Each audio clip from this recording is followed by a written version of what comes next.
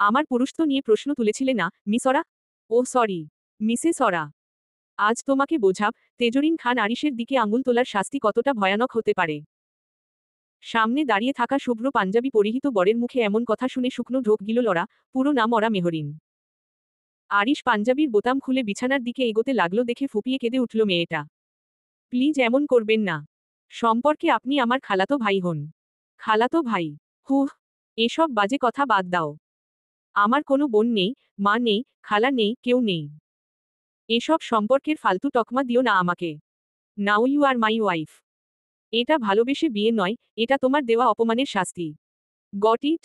আরিশের কথায় কেঁপে উঠল ওরা। ছোট থেকে আরিশের সাথে কখনো তেমন দেখা হয়নি। মায়ের মুখে শুধু শুনেছিল তার একজন খালাতো ভাই আছে, এতটুকুই।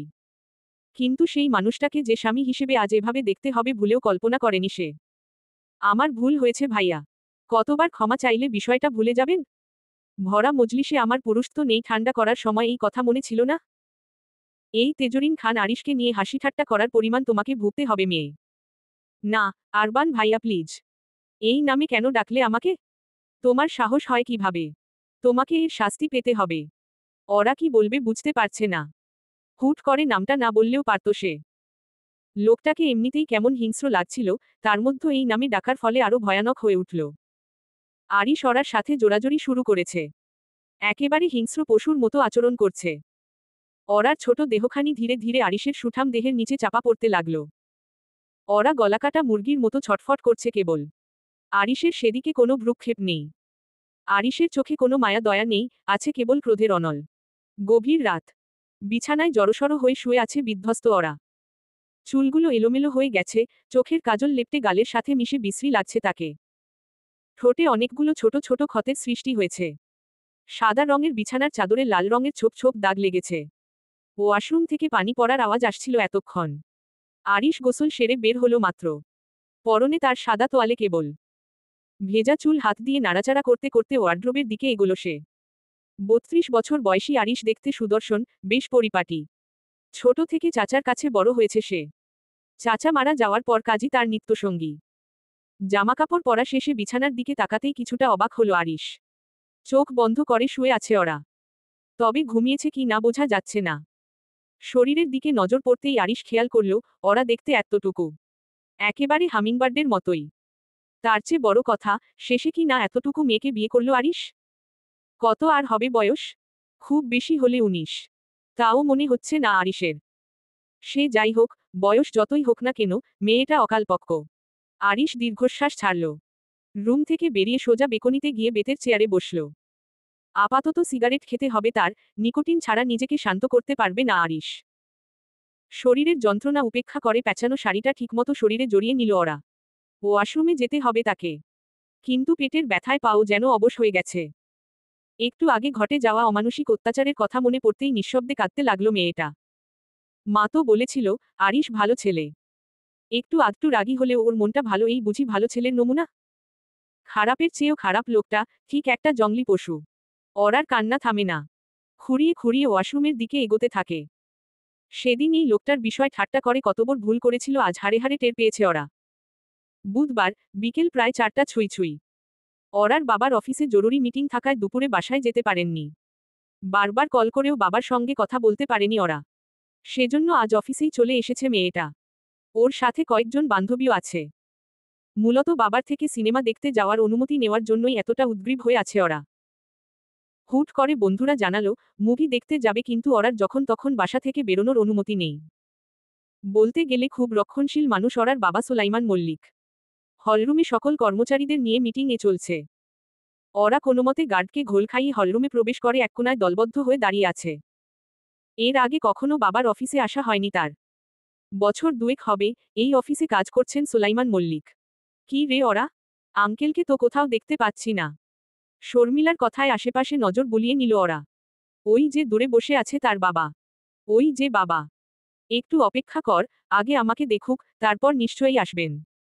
নিঝুম হুট করে ওরাকে মৃদু ধাক্কা দিয়ে জিজ্ঞেস করল, তোর কাজিনের অফিস এটা? হ্যাঁ। তাই তো জানি, যদিও আমিও কখনো দেখিনি উনাকে। কেমন কথা? তোর কাজিন আর তুই দেখিসনি? আরে নানান কাহিনী। পারিবারিক সমস্যা, তোরা বুঝবি না। ওহো। নিঝুম বিরস মুখে বলল। শর্মিলা বেশ আগ্রহী হয়ে শুধালো। বিয়ে করেছেন উনি? না রে। বয়স তো কম হলো না, বিয়ে কেন করে না কে জানে। কত রে?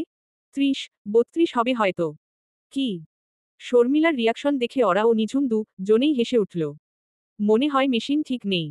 সমস্যা। সেজন্য এখনো বিয়ে করেনি। ওরা কথাটা বলেই হাসতে লাগল। ঠিক সেই মুহূর্তেই ওদের পাশ দিয়ে স্টেজের দিকে যাচ্ছিল তেজরিন খান আরিশ। অচেনা মেয়ের মুখে এমন কথা শুনে মস্তিষ্কে আগুন জ্বলছে তার। কিন্তু আরিশ তৎক্ষণাৎ কিছু না বলে নিজের কাজের দিকে এগোল।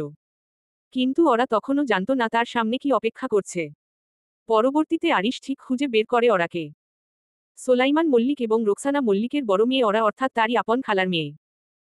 আরিশ প্রথমে ভালোমতো বিয়ের প্রস্তাব রাখে, কিন্তু সোলাইমান এতটুকু বয়সে মেয়েকে বিয়ে দিতে অসম্মতি জানান। তারপরেই আরিশের বিশ্রী রূপটা দেখতে পান তারা। সোলাইমান মল্লিকের চাকরি খেয়ে, মানসম্মানের ভয় দেখিয়ে, ওরার সাথে বিয়ে দেওয়ার জন্য মল্লিক পরিবারকে একপ্রকার বাধ্য করে আরিশ। রোকসানা আর না করতে পারেননি। আরিশের অতীত জানেন তিনি। ছেলেটা বাইরে যতই অহংকারী ও জেদি হোক, মনটা ভালো, এই আশা রেখেই মেয়েকে আরিশের সাথে বিয়ে দেন তিনি। সকাল হয়েছে। সূর্যের প্রথম রশ্মি ধীরে ধীরে আকাশে ছড়াচ্ছে। ভোরের আলো ফুটতেই ব্যস্ত শহরের ব্যস্ততা শুরু হয়ে গেছে। চারদিকে যান্ত্রিক আওয়াজ। ওরা চোখ খুলে দেখে, বাইরের আলো তার ঘরের জানালা দিয়ে ঢুকে আসছে। শোয়া থেকে ধীরে ধীরে উঠে বসল সে। শরীরের ব্যথা আগের চেয়ে কিছুটা কমলেও, তার মনে গভীর একটা শূন্যতা সৃষ্টি হয়েছে।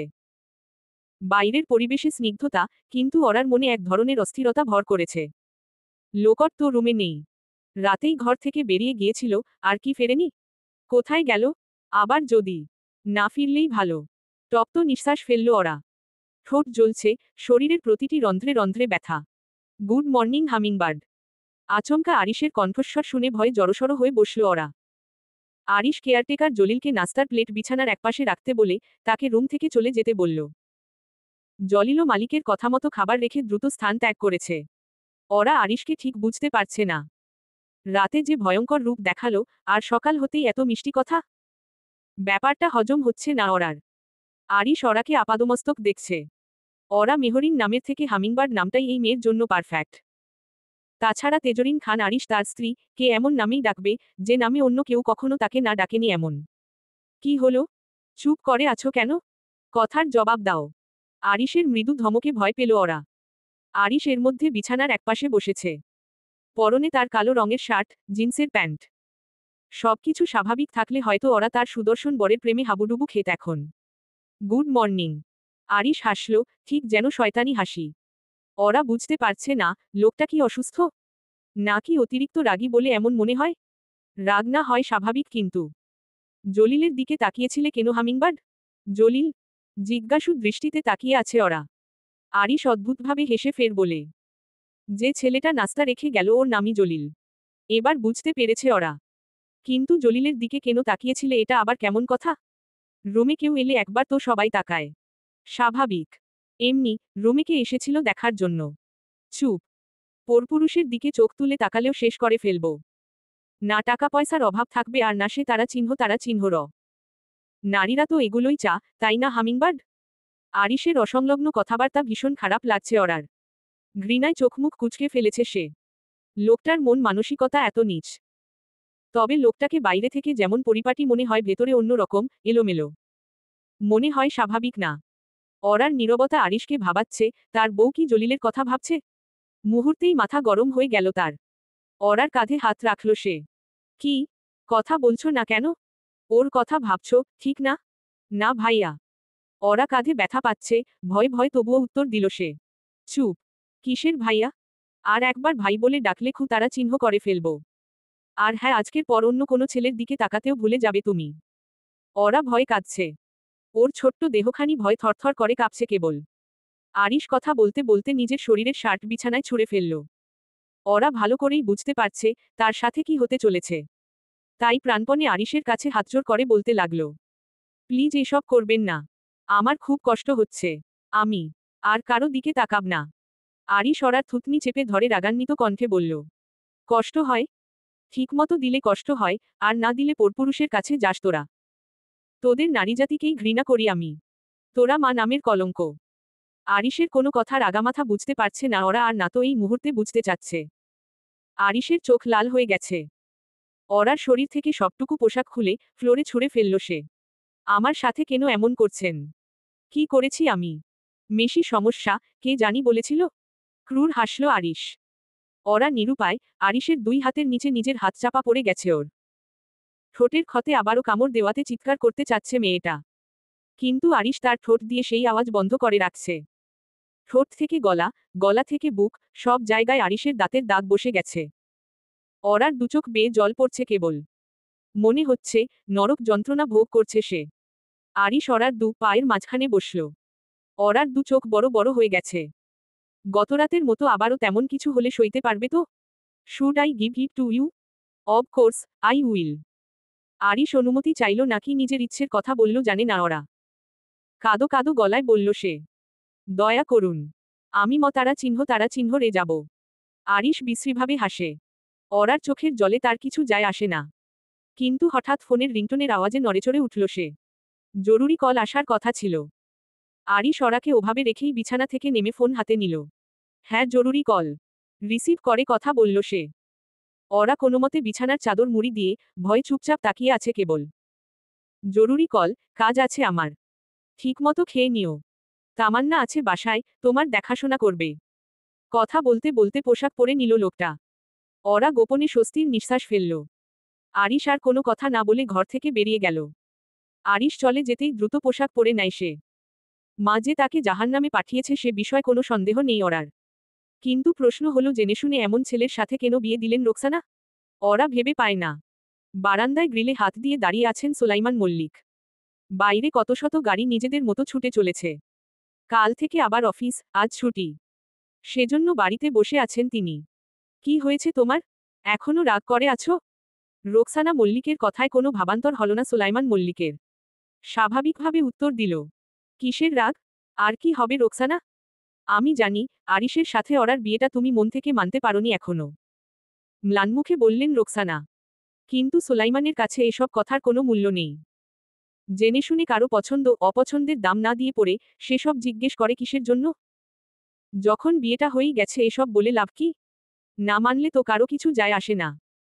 তোমার মেয়ে, তুমি তার সাথে যা ইচ্ছে তাই করেছ। এভাবে বলো না। ওরা তোমারও মেয়ে। আমার মেয়ে হলে কখনোই এভাবে বিয়ে দিতে পারতে না তুমি। সোলাইমান কেমন করে যেন হাসলেন, বিষয়টা রোকসানা সহ্য করতে পারছে না। তার স্বামী বড্ড ভালো মানুষ। অথচ আজ এভাবে কষ্ট পাচ্ছেন তিনি, বিষয়টা স্ত্রী হিসেবে রোকসানার নিকট সত্যি বড় যন্ত্রণার। আরিশ তো পর না, বলো? আমারই বোনের ছেলে। হ্যাঁ, তোমারই বোনের ছেলে। সেই ছেলে যে একজন মানসিক রোগী।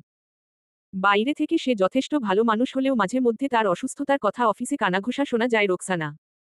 ছেলেটার মাথার ঠিক নেই। আর এসবের জন্য দায়ী তোমার বোন, কেবলমাত্র তোমার বোন। আর আজ ওরাকে আরিশের সাথে বিয়ে দিয়ে সেই দায় এড়াতে চাইছো তুমি?